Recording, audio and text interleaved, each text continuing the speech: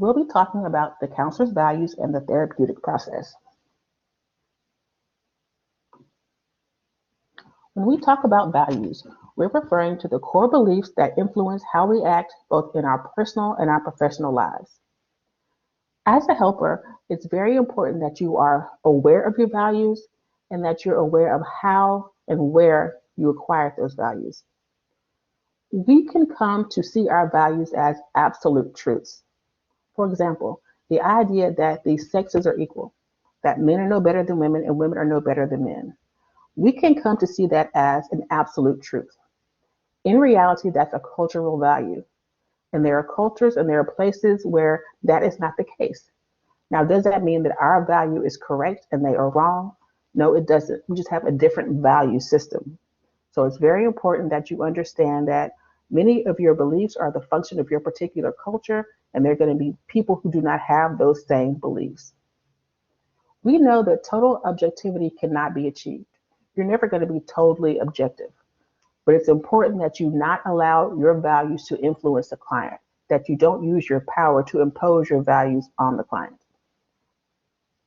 In the therapeutic relationship, the therapist is always in a one-up position. You always have more power than your client. And it's important that you not use that power to try to influence the client to take on your values and your beliefs. Now, we're not asking you to change your values or to relieve yourself of these values. You don't have to do that. You don't have to accept the client's values as correct. But you do need to respect their values and be able to understand their worldview. Your role as a therapist is to provide a safe place where clients can explore the congruence between their values and their behavior. Now, does that mean that you can never bring your client's values into question? It does not mean that.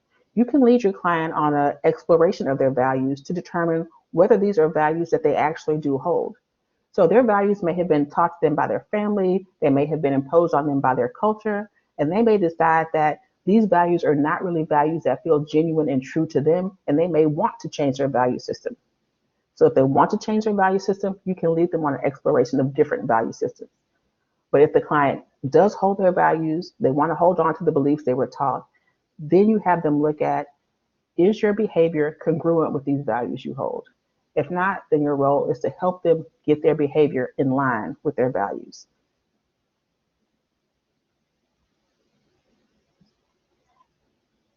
As a therapist, you have to engage in what we call bracketing. So think about a word in between two brackets. And this is setting aside one's personal beliefs and values when working with a wide range of clients. Again, we're not asking you to lose your values. We're not asking you to be totally objective because that can never happen. But we're asking you, in the context of a therapy session, to put those values in brackets, meaning that you keep them from impeding you from working with a wide range of clients who may not have those same values. And again, you have to have the ability to work with a wide range of clients with diverse worldviews and values. Value imposition. This is where a counselor directly attempts to define the client's values, attitudes, beliefs, and behavior. So here you're purposely trying to impose your value system on your clients. So sometimes students will say, well, if a client has a value system that is very different from mine or a value system I don't support, well, I'll just refer them. I will not work with them. And that is unethical. You cannot refer a client that you're able to work with, you have the skills to work with. You cannot refer that client to someone else simply because you don't have the same value system.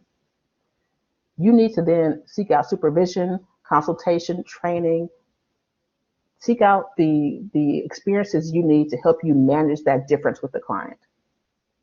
So you can't purely refer somebody out because you have a value difference with them.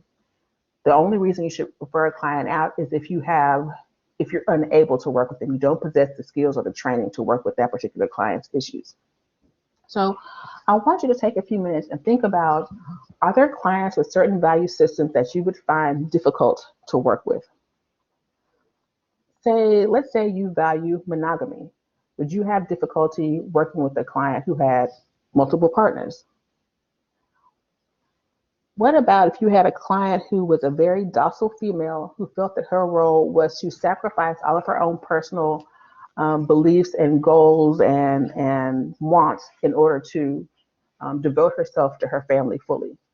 Is that something you can respect and work with, as opposed to imposing your value that she should go out and, seek her own way and do things that are fulfilling to her? So again, these are different value systems that your client may come into the session with that you may not agree with.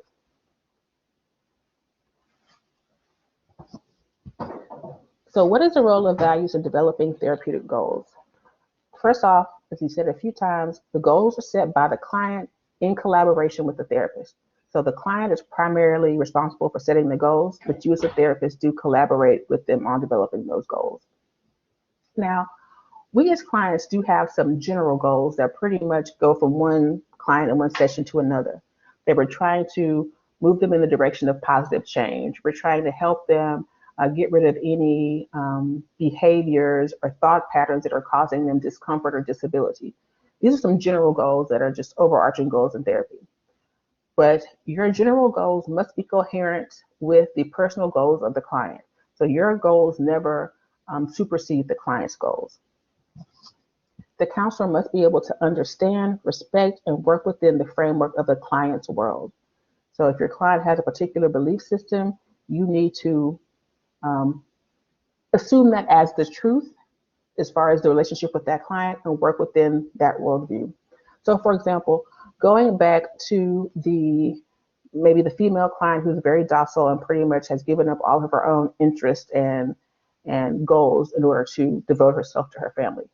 Rather than trying to change that belief, you need to work within that and say, is there a way for you to pursue some things that are pleasing to you without giving up time with your family or without placing those beliefs ahead of your family? Because for her, that would be intolerable because it violates her belief system. So you have to figure out a way to try to help them improve, try to help them reach their goals, but while respecting their worldview and their value system. And most importantly, you do not force your clients to fit into your value set. You work within the value set of that client.